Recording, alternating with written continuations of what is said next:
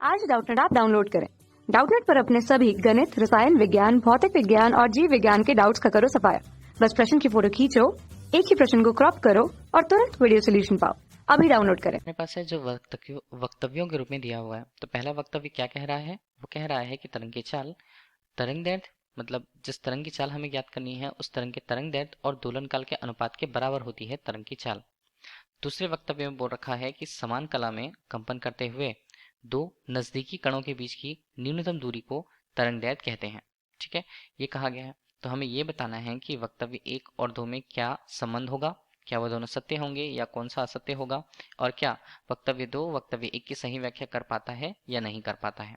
ठीक है, तो अगर हम किसी भी तरंग की बात करें सामान्य तौर पर, तो तरंग जब संचरित हो रही है तो तरंग के लिए अगर हम उसकी चाल की बात कर रहे हैं तो इसे तरंग की चाल को इसे व्यक्त किया जिसका मान होगा उस तरंग के लिए तरंग का तरंग दैर्ध्य, तरंग दैर्ध्य। तो तरंग दैर्ध्य को एक तरह से हम क्या बोलते हैं, एक तरह से दूरी के रूप में ही लेते हैं हम उसे। ठीक है, तो तरंगों का विस्थापन कितना हुआ अगर हम कुल दूरी के अनुसार उसे ले लें तो ये हमें विस्थापन के मान को भी प्रदर्शित कर सकता है, और दोलन काल जो समय लगता है उतनी दूरी को तय करने के लिए तो उसे हम बोलते हैं दोलन काल। ये भी एक तरह से समय ही होता है। या हम कह सकते हैं कि अगर हम किसी भी वस्तु के लिए उसकी चाल अगर ज्ञात करते हैं तो उसमें दूरी और समय का वो अनुपात होता है। तो अगर हम तरंग की चाल की बात करें तो तरंग का तरंग दैर्ध्य और दोलन काल के अनुपात के बराबर होता है। तो हमारे पास पहला वक्तव्य है वो सही है। अब दूसरे वक्तव्य में क्या बोला है कि समान कला में कंपन करते हुए दो नजदीकी कणों के बीच की न्यूनतम दूरी को तरंग दैर्ध्य कहा जाता है। तो इसके लिए आरेख से हम समझ लेंगे इसे। विस्थापन और समय के बीच अगर हम आरेख बनाए किसी तरंग के लिए, देखिए कुछ इस तरह से अगर हम उसे दर्शाना चाहते हैं तो ये बिंदु ओ है होता है। ठीक है, तो बिंदु ओ के लिए अगर हम देखें तो मान लीजिए एक तरंग जो है यहाँ पे कुछ इस तरह से कंपन करते हुए आगे बढ़ रही है ज्यावक्रीय फलन के रूप में। ठीक है, तो श्रृंग और गर्त ये क्रमशः प्राप्त करती है और आगे बढ़ती है। इस तरह दूसरा कण जो होता है जो उससे समान कला में उपस्थित है, तो अगर हमने दूसरे तरंग को कुछ इस तरह देखा तो ये भी उसके साथ समान कला में उपस्थित है, लेकिन आयाम का मान उसका यहाँ पर कम और ज़्यादा होते रहता है।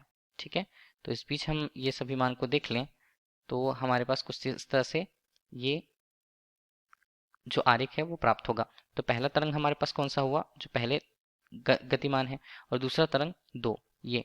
तो इस तरह से समान कला में, समान कला की अगर हम बात करें तो मान लीजिए ये हिस्सा हम देख रहे हैं किसी एक तरंग के लिए और दूसरा हिस्सा ये हम देख रहे हैं श्रृंग की ही तरफ। तो क्रमागत श्रृंग और श्रृंग के मध्य दूरी, या हम अगर बात करें गर्त और क्रमागत रूप से दूसरे गर्त के मध्य की दूरी। ठीक है, तो एक बिंदु से गर्त के दूसरे बिंदु तक की जो दूरी होती है वो तरंग दैर्ध्य के मान को प्रदर्शित करती है, चाहे हम किसी भी प्रकार के तरंग में वो दूरियां देखें तो। ठीक है, तो वो दूरियां अगर हमने श्रृंग और श्रृंग के बीच ले लिया है या गर्त और गर्त के मध्य भी ले लिया हुआ है तो ये तरंग दैर्ध्य के मान को प्रदर्शित करते हैं। तो जैसा बोला है क्वेश्चन पे, तरंग दैर्ध्य को जैसे हम लैम्डा से प्रस्तुत करेंगे। ठीक है, ये भी लैम्डा का मान होगा और ये भी लैम्डा का मान होगा, तो इसे हम श्रृंग के रूप में लिए। ठीक है, और दूसरा हम यहाँ पर लेते हैं गर्त के रूप में। तो क्रमागत श्रृंगों के मध्य की दूरी और क्रमागत दो गर्तों के मध्य की दूरी समान कला में उपस्थित तरंगों के लिए तरंग दैर्ध्य के मान के बराबर होता है, तो ये भी सत्य है। ठीक है, न्यूनतम दूरी को तरंग दैर्ध्य कहते हैं, तो ये भी सही है।